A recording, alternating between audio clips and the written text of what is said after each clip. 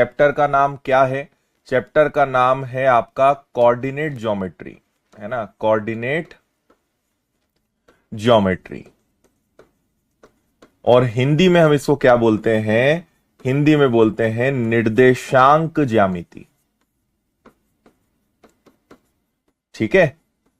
अब यहां पे आपको कई लोगों को लगेगा कि ज्यामिति का यहां पे क्या रोल है ना? तो आगे चल के आपको समझ में आएगा कि कभी यहां पे त्रिभुज की जरूरत पड़ेगी, कभी चतुर्भुज की जरूरत पड़ेगी। आगे इसी के ऊपर त्रिभुज और चतुर्भुज बनते हैं, है ना? तो त्रिभुज चतुर्भुज के जो क्षेत्रफल या बेसिक परिमाप और बाकी जो कॉमन नियम है, उन सब की हमें यहां पे जरूरत पड़ती है। तो इसलिए कोऑर्डिनेट ज्योमेट्री यहां पे आएगा, क्योंकि ज्योमेट्री की हमें थोड़ी बहुत जरूरत यहां पे पड़ेगी, है ना? तो पहले थोड़ा बेसिक समझते हैं, क्या होता है, कैसे चीजें इसमें पूछी जाती हैं, और फिर हम क्वेश्चंस करना स्टार्ट करेंगे। ठीक है, चलो अब जरा फुल स्क्रीन करें, और जो जो चीजें मैं आपको बता रहा हूं थोड़ा ध्यान से आप 10-15 मिनट जरा इसका बेसिक समझिए, है ना? और उसके बाद फिर हम प्रश्न स्टार्ट करेंगे। ओके, देखो सबसे पहले इसकी उत्पत्ति कहां से होती है? तो ये आपके दो एक दूसरे के समानांतर तो नहीं बोल सकते हैं, ऊर्ध्वाधर बोल सकते हैं, जो जिनका कोई अंत नहीं है। दो लाइंस हमने खींची और ये इनका ओरिजिन है, यानी जहां से इनकी उत्पत्ति हुई है ना? तो ये एक बिंदु है, इसको हमने 4 दिशाओं में बढ़ाया। इसको क्या बोला जाता है? इसको बोला जाता है प्लेन, या हिंदी में इसको बोलते हैं समतल। अब इसके कितने भाग हो जाते हैं? एक भाग, दूसरा भाग, तीसरा भाग और चौथा भाग, है ना? तो इसको, इन सबको बोलते हैं हम चतुर्थांश, इंग्लिश में बोलते हैं क्वाड्रेंट। तो प्रथम चतुर्थांश, द्वितीय चतुर्थांश, तृतीय चतुर्थांश और चतुर्थ चतुर्थांश। First coordinate, first quadrant, second quadrant, third और फोर्थ। ये देखो 4 हिस्सों में बढ़ गया। जो भी चीज थी आपने उसके 4 बराबर हिस्से करे, 4 इक्वल पार्ट्स में आपने उसको बांटा, तो ये हो गए आपके चतुर्थांश, है ना? अब ये होते हैं अक्ष, जैसे ये एक्स एक्सिस होता है, कलर चेंज कर लेते हैं। ये एक्स एक्सिस होगा तो ये एक्स डैश होगा, ये वाई होगा तो ये वाई डैश होगा, है ना? ये 4 क्या हो गए आपके? X axis X dash, Y axis Y dash. अब यहां पर आप देख सकते हो कि ये आपका ओरिजिन बिंदु हो गया, है ना, जहां से उत्पत्ति हुई। इधर आप जाओगे तो ये हमेशा प्लस में होंगे, ये आप बचपन से पढ़ते आ रहे हो, है ना? ये क्या हो जाएगा? प्लस का 1, प्लस का 2, प्लस का 3 अनंत। और इधर आओगे तो क्या होगा? माइनस का 1, माइनस का 2, माइनस का 3। आप याद करिए स्कूल में आप एक ग्राफ वाली कॉपी लाते थे, है ना? ग्राफ बने होते थे, फिर आप उसमें बिंदुओं को मिलाते थे, तो ये वही है ना? यहां ऊपर जाओगे तो प्लस का 1, प्लस का 2, प्लस का 3, और नीचे अगर आओगे तो माइनस का 1, माइनस का 2, माइनस का 3। ये बात आपको समझनी पड़ेगी। एक्स एक्सिस पे जाओगे प्लस, एक्स डैश पे आओगे माइनस, वाई एक्सिस पे जाओगे प्लस, वाई डैश पर आओगे माइनस, जो यहां पे पूरा बना हुआ है ना? अभी भुज कोटि सब आएगा, सब बताएंगे आपको। इतनी बात आपको समझ में आई? ठीक है। अब यहां पर ना चिन्ह का विशेष महत्व होता है। मान लो मैंने यहां पे कहीं पे उम्मीद करिए कि मैंने यहां पे एक बिंदु बनाया, ध्यान से सुनना।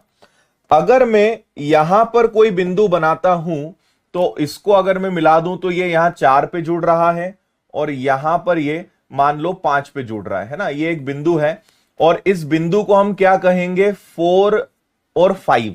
ठीक है, 4 5 सॉरी 5 4 5 4।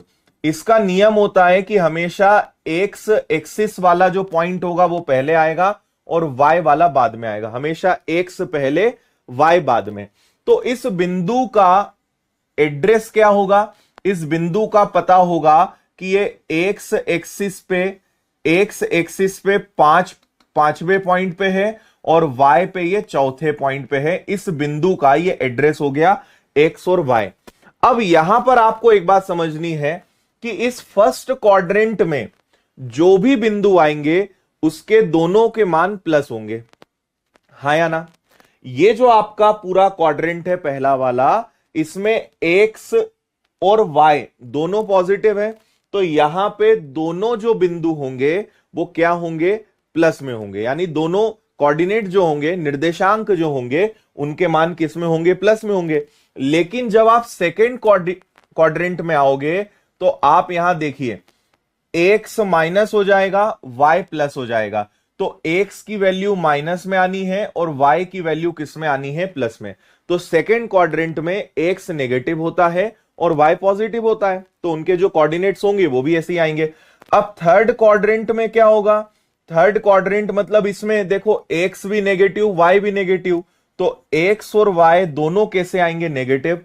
और फोर्थ क्वाड्रेंट में क्या होगा, वाई नेगेटिव है, एक्स पॉजिटिव है, तो एक्स पॉजिटिव होगा और वाई कैसा हो जाएगा, नेगेटिव हो जाएगा। आया इतना समझ में कि नहीं आया, बोलो भैया जल्दी। ठीक है, आपको बेसिक अभी इतना समझना है कि समतल यानी प्लेन किसको बोलते हैं। ये आपका ओरिजिन पॉइंट हो गया, X X dash, Y Y dash. फिर क्वाड्रेंट हो गए फर्स्ट सेकंड थर्ड फोर्थ, चतुर्थांश। और चतुर्थांश में इसमें एक्स और वाई दोनों पॉजिटिव, इसमें एक्स नेगेटिव वाई पॉजिटिव, यहां पे दोनों नेगेटिव, और यहां पे एक्स पॉजिटिव और वाई नेगेटिव, है ना। बहुत सिंपल बात है। अभी आगे क्वेश्चंस ऐसे आएंगे कि आपको बस निर्देशांक कोऑर्डिनेट्स दिए रहेंगे और आपसे बोला जाएगा बताओ ये किस चतुर्थांश में आएगा, है ना। भाई जैसे एक उदाहरण ले लेते हैं, मैंने कहा -4 और 5, आपसे बोलेंगे कि एक एड्रेस आपको दे देंगे, एक पता दे देंगे -4 और 5, और आपसे बोलेंगे बताओ ये किस क्वाड्रेंट में आएगा। तो आपको एक बात समझनी है कि हमेशा x पहले लिखते हैं, y बाद में लिखते हैं। तो x -4 है, x -4 है मतलब ये, और y प्लस का 5 है यानी ये। तो जब ये दोनों जुड़ेंगे तो ये वाला जो बिंदु है, ये बिंदु क्या कहलाएगा, -4 और 5, है ना। -4 और 5 यानी ये कौन से क्वाड्रेंट में है, ये सेकेंड क्वाड्रेंट में है। एक्स नेगेटिव होगा और वाई पॉजिटिव होगा। मान लो यहां कहीं पे मैं कोई बिंदु ले लूं, है ना, यहां कहीं पे मैंने कोई बिंदु ले लिया इस प्रकार का। अब ये बिंदु क्या है, ये एक्स पे -5 है और वाई पर -3 है, तो ये थर्ड में आएगा। फिर मान लीजिए मैंने यहां पे कोई बिंदु ले लिया, ठीक है। अब ये बिंदु क्या है, ये वाई पे 3 है, सॉरी एक्स पे 3 है और वाई पे -5 है। हमेशा एक्स पहले वाई बाद में, एक्स पहले वाई बाद में, एक्स पहले वाई बाद में, एक्स पहले और वाई बाद में। तो आप देखिए ये 4 अलग अलग एड्रेस थे, 4 अलग अलग बिंदु थे, और उनके ये इनको बोलेंगे निर्देशांक, इस बिंदु के निर्देशांक कि वो एक्स पे कहां टच करता है और वाई पर कहां टच करता है। तो ऐसे आपके 4 क्वाड्रेंट्स यहां पे हो जाते हैं। क्या इतनी बात सभी को समझ में आई, क्लियर। इस ओरिजिन को हमने जैसे कहा उत्पत्ति, या इसको आप एक्चुअल में बोलते हो मूल बिंदु, इसको आप क्या कहोगे, मूल बिंदु, मूल बिंदु, ओरिजिन, मूल बिंदु। एकदम जीरो बेसिक लेवल से पढ़ा रहा हूं, है ना। इससे ज्यादा और बेसिक कुछ नहीं हो सकता। इससे ज्यादा बेसिक अब यही हो सकता है कि अब ग्राफ वाली कॉपी खरीद के लाओ और फिर तुम सामने बैठो और तुम्हें हम समझाएं कि कहां पर क्या है ना। चलो कुछ चीजें और समझ लेते हैं, कुछ और यहां पर हैं। देखो ऑर्डिनेट्स, ऑर्डिनेट का मतलब क्या हो जाता है, इसका मतलब हो जाता है आपका निर्देशांक। लेकिन यहां पे एक चीज और है, ये आपका एक्स एक्सिस हो गया, ये आपका वाई एक्सिस हो गया, एक्स अक्ष हो गया और वाई अक्ष हो गया। इतना सबको समझ में आ गया होगा, हाँ या ना, ठीक है। हाँ सबका यस आ रहा है, वेरी गुड। फिर आपको पता चल गया कि ये क्या कहलाता है, ये आपका कहलाता है मूल बिंदु। अब 2 चीजें हैं, आप हमेशा ध्यान रखिए, आप यहां पे देख भी सकते हो इस एक्स एक्सिस को, चाहे एक्स एक्सिस इधर हो या इधर हो, इसको इन्होंने ये लिखा है इंग्लिश में, कुछ दिख रहा है कि आपको, एब्सिसा। और अगर y की बात करें जो इस प्रकार का है, तो इसको इन्होंने क्या नाम दिया? ऑर्डिनेट, है ना। और ये दोनों मिलकर क्या बनते हैं? कोऑर्डिनेट। तो आपको मैं शुद्ध हिंदी में समझाता हूं, समझना। देखो, एक्स एक्सिस को, एक्स अक्ष को, मतलब एक्स अक्ष के जिस बिंदु की बात की जाएगी उसे बोला जाएगा ये जो लिखा है ना, एब्सिसा। एब्सिसा। और इसको हिंदी में इसको प्रोनाउंस क्या करते हैं? एब्सिसा। और इसको हम अपनी भाषा में कहते हैं भुज या भुजांक भी बोलते हैं इसको, ठीक है। और ये जो y एक्सिस होता है, ये x हो गया, y एक्सिस को बोला जाता है ऑर्डिनेट, जो कि पढ़ने में आसान है। और इसको हिंदी में क्या बोलते हैं? इसको बोलते हैं कोटि। भुज, कोटि, एब्सिसा, ऑर्डिनेट, एक्स वाई। ये बात आपको समझ में आई या नहीं आई?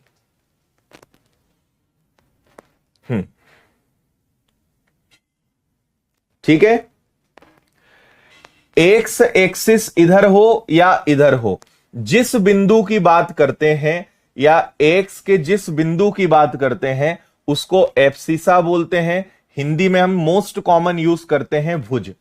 वाई ऊपर हो या नीचे हो, जिस बिंदु की बात करेंगे उसको इंग्लिश में कहेंगे ऑर्डिनेट और हिंदी में कहेंगे कोटि। और अगर इन दोनों बिंदुओं को मिला दिया जाए तो यह कहलाता है एक निर्देशांक, है ना। जिस बिंदु पे वो मिलते हैं तो एक्स और वाई की निर्देशांक ऐसा यहां पर चलेगा, ठीक है।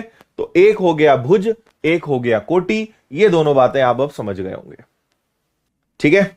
चलो, बाकी अब हम जब थोड़े से क्वेश्चंस करेंगे तो आप चीजें और बेटर समझोगे।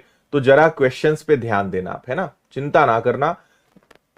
आपको एक बात समझनी है कि जो चैप्टर आप जीवन में पहली बार पढ़ रहे हो या जो चैप्टर्स आपने स्कूल में बिल्कुल भी जिन पे ध्यान नहीं दिया, तो टेंशन नहीं लेना है। उन चैप्टर्स को 2 बार पढ़ना है। एक बार पहले पूरा पढ़ो, पूरा बेसिक समझो, फिर एक बार और पढ़ लेना, आ जाएगा समझ में।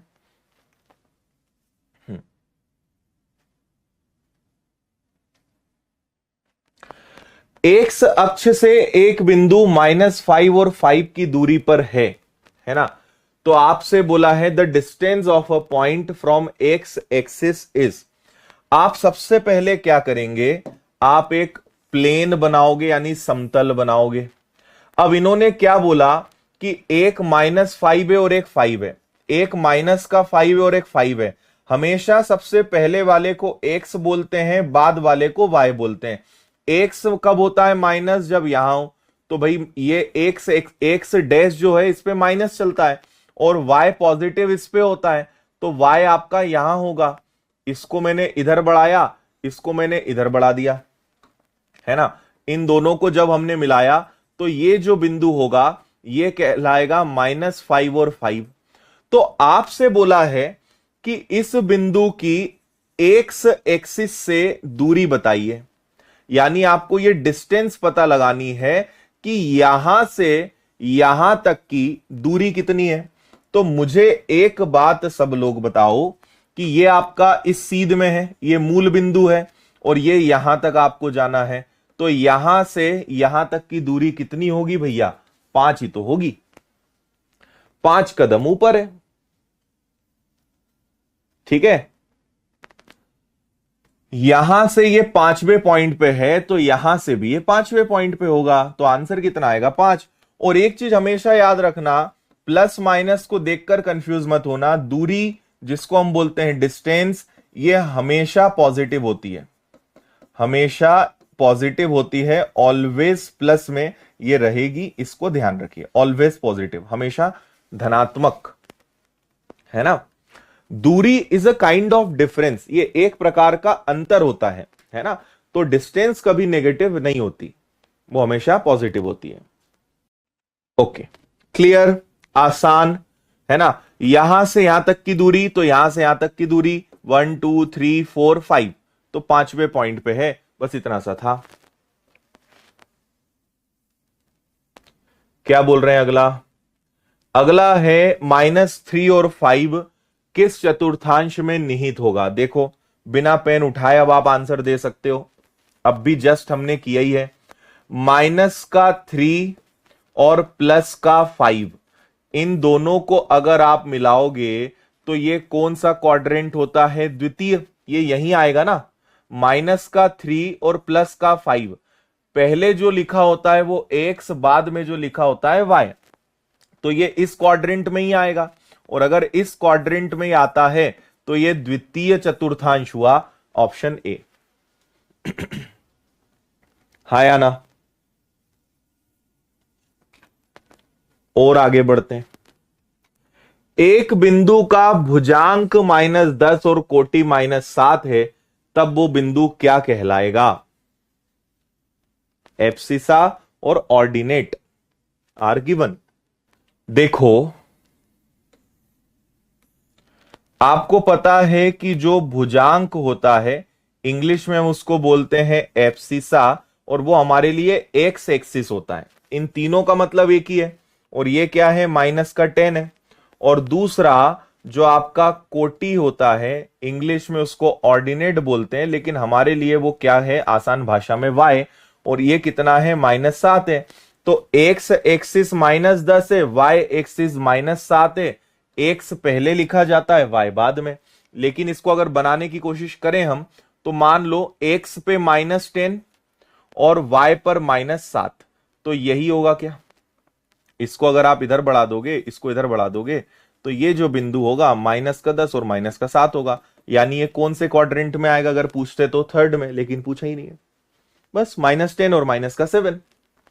आपको बस यहां पे भुजांक और कोटि का मतलब पता है तो आंसर आप दे दोगे।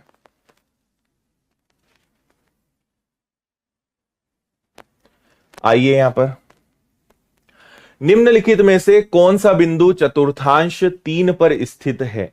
थर्ड क्वाड्रेंट में उपस्थित होना चाहिए। अब थर्ड क्वाड्रेंट सुनते ही आपको समझ में आना चाहिए कि ये वाला थर्ड क्वाड्रेंट होगा। अब यहां की खासियत क्या होती है? आराम से आप आंसर दे सकते हो। ये जो थर्ड क्वाड्रेंट है, इस क्षेत्र में क्या होता है कि एक्स भी आपका नेगेटिव होता है और y भी आपका क्या होता है? नेगेटिव होता है ना? दोनों ही नेगेटिव होंगे। अगर दोनों नेगेटिव होंगे तो -5 और -6, y एक्सिस भी नेगेटिव होगा, x एक्सिस भी नेगेटिव होगा। दोनों नेगेटिव एक ही ऑप्शन में है, -5 और -6। सिंपल था, मजा आ रहा है? अभी एकदम जीरो लेवल से अपन सीख रहे हैं ना, एकदम जमीन के अंदर 100 फीट गहराई में पहले आपको लेकर जा रहे हैं, फिर नीचे से बेस मजबूत करते करते ऊपर आएंगे। y अक्ष से बिंदु की दूरी कितनी है? y एक्सिस से आपको डिस्टेंस बतानी है, तो आपको कोऑर्डिनेट्स क्या दिए हुए हैं? x और y, -6 और -1। अब दोनों नेगेटिव कहां होते हैं? इसी में। तो यहां कहीं -6 आएगा और यहां कहीं पे -1 आएगा। तो ये जो बिंदु है, ये आपका बिंदु यहां कहीं बनेगा, है ना? ये बिंदु होगा, ये -6 है और -1 है। अब आपसे बोल रहे हैं y एक्सिस से डिस्टेंस बताओ, तो आपका y एक्सिस तो ये हुआ ना, यहां से यहां तक की दूरी कितनी है? तो भाई यहां से तुम्हें यहां जाना है, तो ये यहां से कितने कदम दूर बैठा है? 6 कदम। 6 इज द आंसर। एक रैखिक समीकरण जिसमें इसका कोटि अक्ष भुजांक का आधा और चिन्ह में विपरीत है। देखो, भुजांक और कोटि, भुजांक एब्सिसा x, कोटि ऑर्डिनेट y, है ना? तो आपसे बोल रहे हैं कोटि भुजांक का आधा है। कोटि जो है वो भुजांक का आधा और चिन्ह में विपरीत है। मान लो ये प्लस है तो वो माइनस, वो प्लस है तो ये माइनस, कैसे भी कर लो। ये देखो, कोटि जो है भुजांक का आधा, ठीक है? Ordinate is half of abscissa. Abscissa का हाफ करेंगे तो ये आएगा, और चिन्ह में विपरीत होगा। चिन्ह में विपरीत होगा यानी ये प्लस है तो वो क्या होगा? माइनस, या वाइजा वर्जा भी हो सकता है ना? अब हम क्या करें, इस 2 को अगर मैं इधर ले आऊं तो ये हो जाएगा 2y is equal to -x, और देखो ऑप्शन में ये है, तो बी आपका आंसर आ गया, बस कुछ नहीं था। क्लियर है बात सभी को? कोटि भुज का आधा और चिन्ह में विपरीत। भुज का आधा, एफसीसा का हाफ और साइन उल्टा, ये प्लस है तो ये माइनस, 2 इधर आया, ये -x रह गया, हेंस प्रूव्ड, और ये ऑप्शन में है। सी क्यों रॉन्ग है? यहां पे ये आधा हो जाएगा ना, ये गलत हो जाएगा। भुजांक का आधा होना चाहिए, x का हाफ होना चाहिए, y का नहीं, तो ये तो गलत हो जाएगा। चलिए, अब आपको अभी चैप्टर शुरू नहीं हुआ है ना, अभी आप ये मत सोचना कि बस ऐसे ही सवाल आते होंगे, अभी बहुत प्रकार के प्रश्न हैं, है ना। लगभग 4 दिन अपना ये चैप्टर चलेगा, और अब हम थोड़ा सा आगे बढ़ते हैं, अब इसको थोड़ा सा टेक्निकल बनाते हैं, थोड़े कुछ फॉर्मूले, कुछ चीजें जो होती हैं, तो अब थोड़ा आप जरा बेसिक समझिएगा इसमें, है ना। देखो क्या होता है, आपको इसमें पहले तो यह समझना है कि हर रेखा का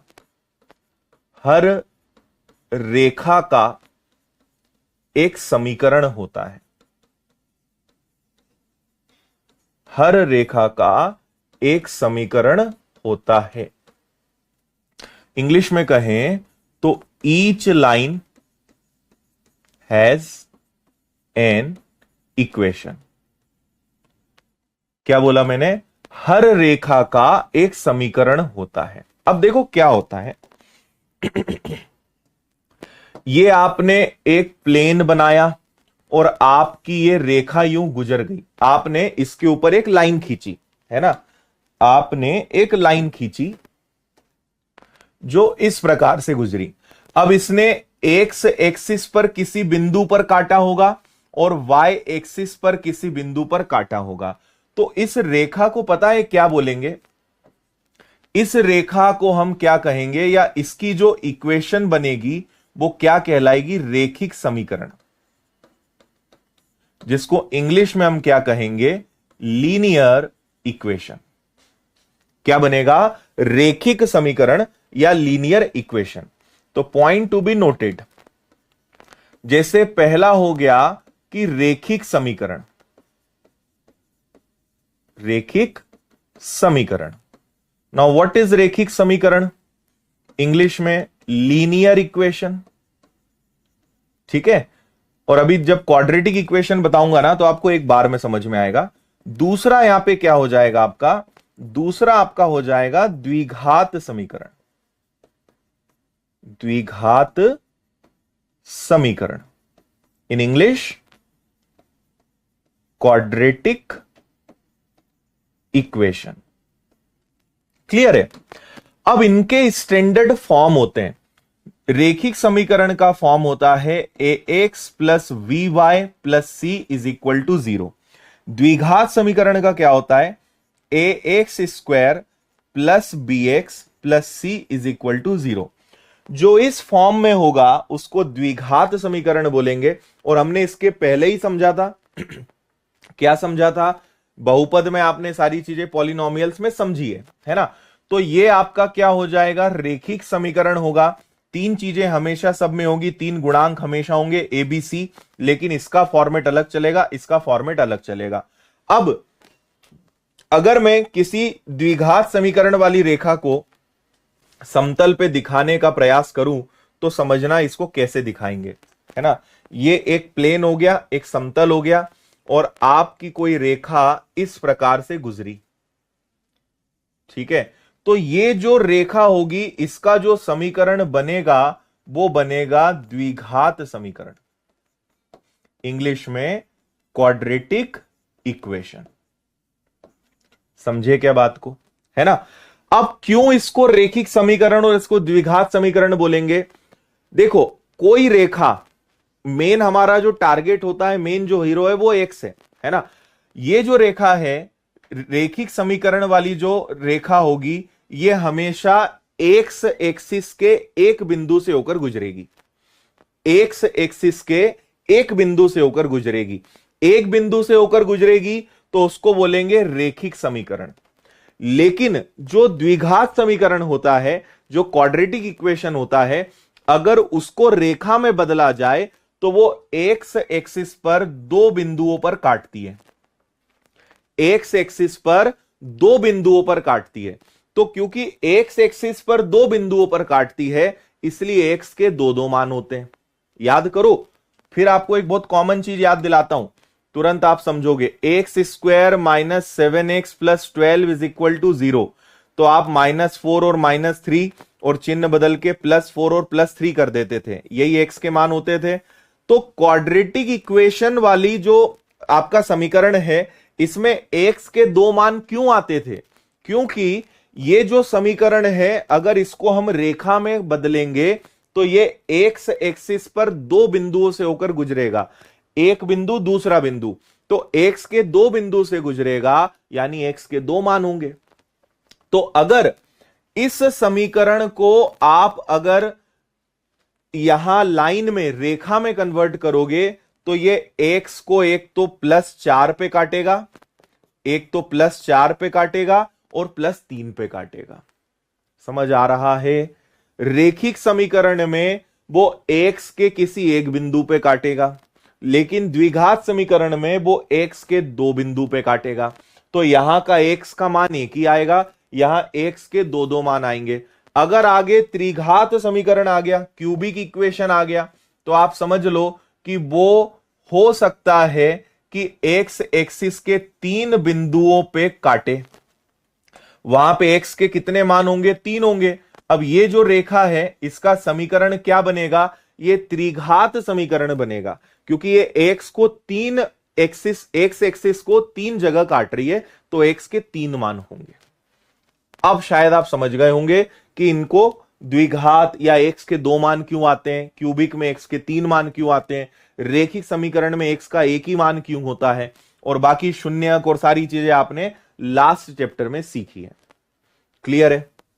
कहीं भी काट सकती है, ये मैंने इधर लिखा, ये माइनस पे भी हो सकती है, 1 - 1 प्लस, दोनों माइनस में हो, ऐसा कोई नियम नहीं कि प्लस में ही रहेगा। ये तो एक उदाहरण दिया मैंने, कहीं भी कट सकता है वो, 1 + 1 माइनस, दोनों प्लस, कुछ भी हो सकता है।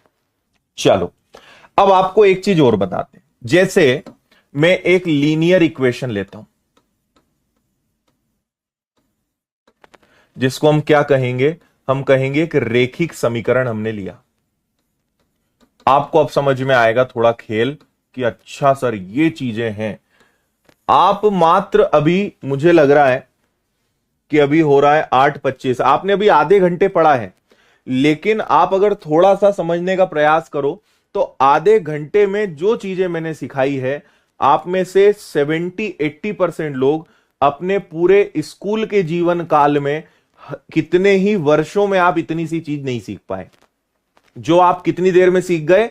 मात्र आधे घंटे में। कई लोगों को तो आज समझ में आया, अच्छा ये होता है, एक्स एक्सिस, वाई एक्सिस, द्विघात समीकरण, काटा पीटी, जो मात्र आधे घंटे की चीज थी। इतना ही सिलेबस स्कूल में आता था बस, है ना, जो आप सीख गए, जो पिछले 8-10 साल पढ़ के ना सीखे आप।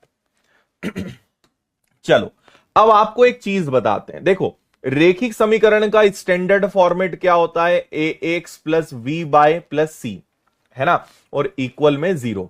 तो मैं ऐसे ही एक नॉर्मल सा समीकरण लेता हूं, 2x + 3y, और मैंने +c को माइनस ले लिया, = 0। ऐसे लिख सकता हूं मैं। तो मैं इसको ये भी तो बोल सकता हूं कि 2x + 3y = 6। ये क्या है? ये एक रेखिक समीकरण है। बोलो हां या ना? लीनियर इक्वेशन है। अब मैं आपको यह सिखा रहा हूं कि इस समीकरण को रेखा में कैसे बदलें, है ना। हम क्या कर रहे हैं? समीकरण को एक लाइन में कन्वर्ट करना सिखा रहा हूं। समीकरण को रेखा में कैसे बदलें, वो मैं आपको थोड़ा सा डेमो दे रहा हूं उसका, है ना। आपने कहा कि सर ये एक समीकरण है, इसको रेखा में बदलो, तो मैं आपको वो सिखा रहा हूं, है ना। अब समझना, 2x + 3y, माइनस का 6 उधर जाके प्लस का 6 हो गया। अब मैं क्या करूंगा, हमें x का और y का मान निकालना है।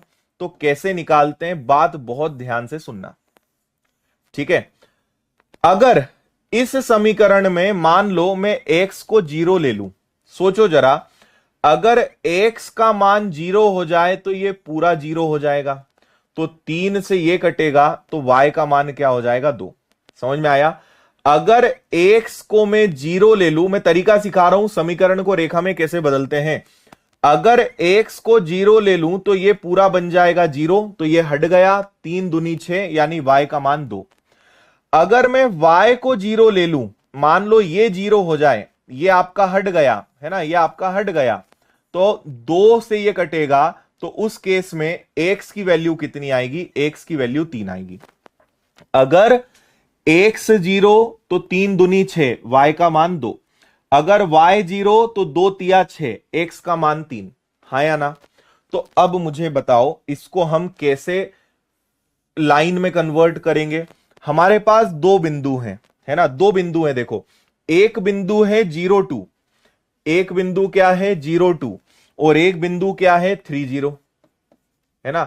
ये हमारे पास दो बिंदु निकल के आए। एक बिंदु है 0 2, एक बिंदु है 30। अब इनको बनाओ, x 0 y 2। भाई 0 का मतलब यहां और y का मतलब ये, तो ये y 2 हो गया, है ना। और अगर x 3 हो तो y 0, x कितना हो जाए 3 हो जाए, तो मान लो x 3 यहां हो गया और 0 का मतलब यहां, है ना। और अब हम क्या करेंगे, अब हम इन दोनों बिंदुओं को मिलाएंगे। तो अगर मैंने दोनों बिंदुओं को मिलाया तो ये जो रेखा है ये बनेगी किससे, 2x plus 3y is equal to 6 से। अगर एक समीकरण है 2x plus 3y is equal to 6 और उसको अगर मैं रेखा में बदलूंगा तो वो इस प्रकार एक रेखा बनेगी।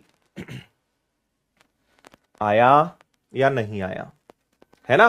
तो हम क्या कहेंगे भैया, ये जो बिंदु है ना, ये जो आपका बिंदु है, दिस इज नोन एज 0 2। यहां x 0 है लेकिन y 2 है, और ये वाला जो आपका बिंदु है इसको कहेंगे 3 और 0। यहां पे x 3 है और y 0 है, और हमने इससे एक रेखा बनाई और इस रेखा का समीकरण ये कहलाएगा। थोड़ा बहुत शायद अब आपको समझ में आ रहा होगा कि यहां पे कवि का तात्पर्य क्या है। और समझते जाएंगे। अभी आप ये मत सोचना सर ऐसा आ जाए तो क्या, वैसा आ जाए तो क्या, आपको ये तो सोचना ही नहीं है। जो मैं अभी सिखा रहा हूं बस उसको सीखो अच्छे से, ढंग से। बताओ भैया, अब क्या होगा, आप इससे एक चीज समझना, यहां पे हम ऑप्शंस का यूज करेंगे, है ना। आपको कभी कभी ऐसा एक समीकरण दे देंगे और आपसे बोलेंगे x और y का मान बताओ। कभी कभी ये इक्वल में 0 होगा, तो हम ऑप्शंस की मदद लेंगे कि x और y के मान क्या रखें कि 6 आ जाए। भाई एक तो मेथड मैंने बताई, एक बार x को 0 मानो, एक बार y को 0 मानो, तो x और y के मान निकलेंगे। लेकिन यहां पे हम ऑप्शंस का भी भरपूर यूज करेंगे, ऑप्शंस को भी बहुत प्रयोग करेंगे, ठीक है। चलो वापस प्रश्नों पर आते हैं। Question number 7 on your screen, पढ़िए इसको अच्छे से। देखो, कोई बिंदु है जो क्या है 4 और 3 है, ये x है, ये y है। आप ऑप्शंस में वैल्यू पुट करिए और देखिए कौन सा सेटिस्फाई कर रहा है। लेट्स से फर्स्ट वाला है। अगर मैं x की जगह 4 रखूं, 4 का दुगना 8 माइनस 3 का 3 गुना माइनस का 9 प्लस 1, तो 8 और 1 9 में से 9 गया, 0 आ रहा है, मतलब ये सही है। अच्छा, इन्होंने क्या बोला है, कौन सा नहीं है, यानी कौन सा समीकरण प्रूव नहीं कर रहा है, ये हमें देखना है। अगर मैं x का मान 4 और y का मान -3 रख रहा हूं तो यहां रखने पे सब 0 बन रहा है, ये सही है। यहां 4 हो गया, 4 और 2 6 हो गया, 3 दूनी 6, ये भी 0 आ रहा है। 4 में से 1 गया, 3 और y का मतलब 3, ये भी आ रहा है।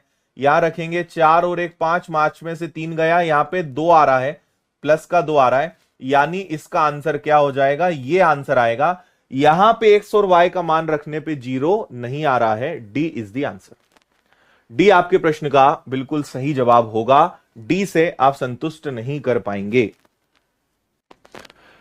कौन सी रेखा मूल बिंदु से होकर गुजरती है। देखो, एक ये बहुत लॉजिकल और कॉमन सेंस वाला क्वेश्चन है। मूल बिंदु से होकर गुजरने का मतलब आपको पता है क्या होगा। मूल बिंदु से गुजरने का मतलब होगा कि जस्ट मूल बिंदु से गुजरना, यानी यहां से। और अगर यहां से कोई रेखा गुजरेगी तो ये एक ऐसा पॉइंट है, यहां x भी 0 होता है और y भी 0 होता है। तो आपको ऐसा ऑप्शन तलाशना है जहां x भी 0 हो और y भी 0 हो, और ये सिर्फ और सिर्फ a में ही हो सकता है।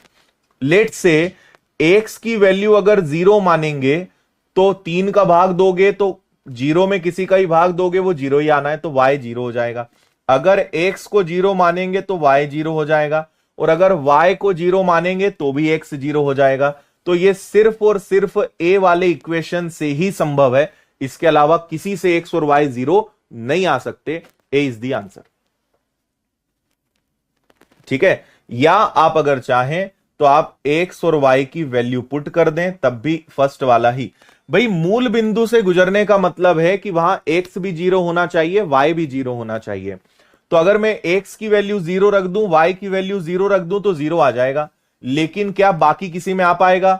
5 गुणा 0 6 गुणा 0, तो आंसर 0 आना चाहिए, 4 है। यहां आंसर 0 आना चाहिए, 3 है। यहां आंसर 0 आना चाहिए, 1 है। तो केवल और केवल a वाला ही संतुष्ट करेगा, यह आपका आंसर है। निम्नलिखित में से कौन सा समीकरण बिंदु -4 8 से संतुष्ट नहीं है? है ना, देखो -4 और 8 से संतुष्ट नहीं है। -4 और 8 का मतलब x की वैल्यू ये और y की वैल्यू ये, है ना। तो x और y का मान रखो और देखो कौन सा सेटिस्फाई नहीं कर रहा है, वैल्यू पुट करना है only. Very good, D answer भी आ गए हैं। अगर मैं यहां पे ये रखूंगा 4 तिया 12 माइनस का 12 और माइनस का 8, तो माइनस का 20 आना चाहिए। डी संतुष्ट नहीं कर रहा है, बाकी सब करेंगे। देखो 4 का दुगना करोगे माइनस का 8, और 8 का 3 गुना करोगे प्लस का 24, 24 में से 8 गया 16। सब सेटिस्फाई करेंगे एक्सेप्ट डी, क्योंकि यहां पे 20 आ रहा है जबकि रियल में -20 आएगा। तो अगर एक्स और वाई के मान हम ये रखते हैं, वैल्यू पुट करते हैं, तो आपका इक्वेशन डी सेटिस्फाई नहीं करेगा। बस इतना सा काम था, आगे बढ़ेंगे। ठीक है, यहां तक बात समझ में आ गई। अब आपको फिर एक और कंसेप्ट बताते हैं जिसको ध्यान से आप सुनिएगा, बहुत ध्यान से। ठीक है, अब आपको हम एक चीज सिखा रहे हैं जिसको बोलते हैं ढाल, और इंग्लिश में इसको बोलते हैं स्लोप। ठीक है, ढाल, स्लोप, प्रवणता, कई सारे नाम हैं। ठीक है, और नाम बताऊं मैं आपको? ढाल हो गया, स्लोप हो गया, इसको ढलान भी बोलते हैं, इसको प्रवणता भी बोलते हैं, इसका संकेत एम है, और इसको टेन थीटा के इक्वल भी रखते हैं। इतनी सारे इसके मतलब है। ढाल, स्लोप, ढलान, प्रवणता, एम कहीं मिलेगा। एम का मतलब यहां पे होता है ढाल यानी स्लोप, और इसको टेन थीटा से दर्शाया जाता है। ठीक है भैया, यस। अब ढाल क्या होती है, आसान भाषा में समझिए। जैसे हमने एक बिंदु यहां लिया, एक बिंदु यहां लिया, और ये रेखा हमने बनाई, तो ये कोई ना कोई कोण बनाएगा। इस कोण को ही क्या बोलते हैं? ये जो कोण बन रहा है, इस कोण को ही ढाल बोलते हैं। और यहां हमेशा टेन थीटा का प्रयोग किया जाता है, और इसको एम से दिखाया जाता है, और इसका हमेशा मतलब होता है -a/b। आपकी लिस्ट में एक और नया फॉर्मूला जोड़ लीजिए। ढाल या स्लोप को हम दिखाएंगे किससे? एम से, जहां टेन थीटा का प्रयोग होगा, और ये -a/b होगा। जैसे एक आपको बताते हैं, a1x b1y plus c1 is equal to 0। एक हो जाएगा आपका a2x plus b2y plus c2 is equal to 0, है ना। तो अब अलग अलग रेखा है, उनके अलग अलग a और b के मान होंगे। कभी आपसे ढाल स्लोप पूछेंगे तो उसका फॉर्मूला आएगा -a/b। अभी अपन लोग क्वेश्चंस करेंगे, सिखा दूंगा मैं आपको, समझा दूंगा, चिंता नहीं करना। ठीक है, लेकिन ढाल मतलब समझ गए, रेखा जो भी बनेगी, जो कोण बनता है उसको हम बोलते हैं ढाल। और ये बनेगा तो फिर आप समझ लो कि ये राइट एंगल ट्राइंगल की स्थिति क्रिएट करेगा, समकोण त्रिभुज की स्थिति क्रिएट करेगा। अब अगला मैं आपको एक बहुत इंपॉर्टेंट रूल बता रहा हूं, जो सबसे ज्यादा जरूरी है। 3 कंडीशंस मैं आपको बता रहा हूं, इन तीनों को बहुत प्यार से सुनना, है ना। कंसेप्ट जो है बहुत ध्यान से सुनना। 3 चीजें आपको बता रहा हूं। कंसेप्ट नंबर 1, कंसेप्ट नंबर 2 और कंसेप्ट नंबर 3। ठीक है, 3 हम कोऑर्डिनेट्स बनाते हैं, मतलब प्लेन बनाते हैं, 1 2 और 3। ठीक है, चलो अब देखो मैं यहां पे इनको नाम दे रहा हूं, 3 प्रकार की रेखाएं। ध्यान से सुनना, सबसे ज्यादा प्रश्न इससे बनते हैं, है ना, ध्यान से सुन लेना। एक होता है आपका फर्स्ट वाला, जिसको हम बोलते हैं संपाती रेखाएं। संपाती रेखाएं, या इंग्लिश में इसको बोलते हैं कोइंसिडेंट लाइन। Coincident line. ठीक है, एक क्या बन गया, संपाती रेखा, यानी कोइंसिडेंट लाइन। क्लियर है, कोइंसिडेंट, ये आई है ना, कोइंसिडेंट लाइन। फिर दूसरी क्या हो जाएगी, समानांतर रेखाएं। समानांतर रेखाएं, जिसको आपको पता है इंग्लिश में क्या बोलते हैं, पैरेलल लाइंस। क्लियर है, अभी डायग्राम बता रहा हूं मैं, संपाती रेखाएं क्या होती है, समानांतर रेखाएं यहां पर कैसे होगी वो मैं आपको बताऊंगा। और तीसरी कंडीशन होती है जिसको हम बोलते हैं प्रतिच्छेदी रेखाएं। प्रतिच्छेदी रेखाएं, और इंग्लिश में कहेंगे इंटरसेक्टिंग, इंटरसेक्टिंग लाइंस। और ये जो बता रहा हूं अभी, जब मैं समझाऊंगा और एक आध क्वेश्चन बता दूंगा, तब आप बोलोगे सर इससे तो बहुत प्रश्न बनते हैं। ठीक है, संपाती रेखाएं क्या हो जाती हैं, जैसे मैंने मान लो एक लाइन बना दी इस प्रकार की। ठीक है, ये क्या है, ये संपाती रेखा है।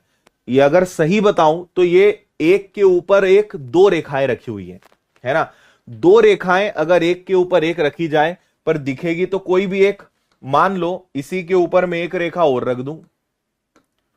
ठीक है, इसी के ऊपर हमने एक रेखा और रख दी, तो ये 2 रेखाएं एक के ऊपर एक रखी है। मैं हल्का सा बाजू कर रहा हूं ताकि आपको उसका ग्रीन कलर दिखे। तो अगर 2 रेखाएं एक के ऊपर एक रखी हुई हैं, है ना, तो उन्हें बोलते हैं संपाती रेखाएं, यानी कोइंसिडेंट लाइंस। अब पैरेलल लाइंस कैसी होंगी, समानांतर नाम से ही स्पष्ट है ना। एक रेखा आपकी ये हो गई और एक रेखा मान लो यहां कहीं हो गई, कोनो दिक्कत नहीं। ये दोनों रेखाएं क्या हो जाएंगी, एक दूसरे के समानांतर हो जाएंगी। अब तीसरा आता है प्रतिच्छेदी रेखाएं। तो प्रतिच्छेदी कैसी हो जाएंगी, एक रेखा आपकी ये हो गई, ठीक है, और एक और रेखा हो जाएगी, वो कहीं और से गुजर जाएगी, ये ऐसी निकल गई, है ना। तो जब 2 रेखाएं एक के ऊपर एक हो तो इन्हें बोलते हैं संपाती रेखाएं। जब 2 रेखाएं एक दूसरे के समानांतर चल रही हैं तो समानांतर, पैरेलल लाइंस।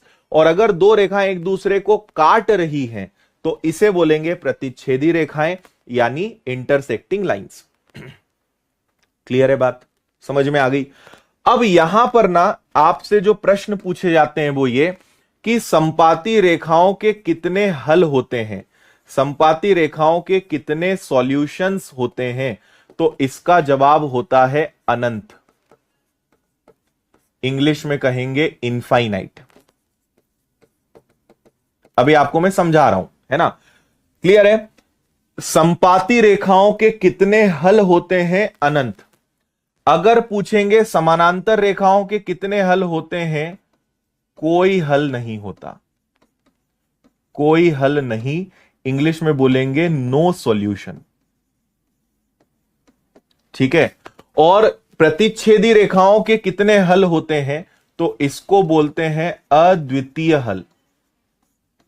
अद्वितीय हल, या कहेंगे एक हल, और इंग्लिश में हम इसको कहेंगे यूनिक सॉल्यूशन। ठीक है, अच्छा अब एक बात और समझो, हमने जस्ट अभी देखा था, मान लीजिए 2 लाइन है, एक लाइन का समीकरण क्या है, कहां पे लिखूं मैं, देखो एक लाइन का समीकरण है a1x b1y c1 बराबर 0 और दूसरी लाइन का समीकरण है a2x b2y plus c2 is equal to 0। ये दो रेखाएं एक के ऊपर एक है, ये दो रेखाएं हैं, ये दो रेखाएं। हर रेखा का अपना समीकरण होता है, ध्यान से सुनना, हर रेखा का अपना एक समीकरण होता है। Each line has an equation, पहली बार से ही बोलते आ रहा हूं, है ना। तो एक रेखा का समीकरण ये है, एक रेखा का समीकरण ये है। अगर दो रेखाएं एक के ऊपर एक रखी हुई हैं तो उनकी तो हर चीज बराबर होगी ना, उनका a1 a2 b1 b2 c1 c2 सब बराबर होगा। अरे वो दोनों तो एकदम सेम है ना, दोनों एक दूसरे की फोटोकॉपी है ना, तो उनकी हर चीज बराबर होगी, तो उनके अनंत हल होंगे। मतलब उनमें आप अनंत कॉमन चीजें निकाल सकते हो। कुल मिला के उनमें कॉमन क्या निकलेगा, हल का मतलब आप क्या समझिए कि उनमें कॉमन क्या निकलेगा, तो उनमें तो हर चीज कॉमन निकल सकती है ना, क्योंकि वो तो दोनों एक दूसरे के बराबर है।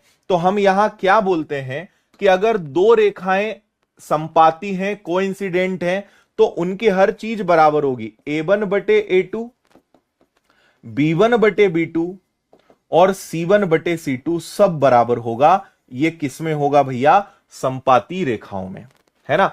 अब इसको समझो, दो रेखाएं समानांतर हैं, तो आपको पता है कि समानांतर रेखाओं के बीच का अंतर तो हमेशा समान होता है।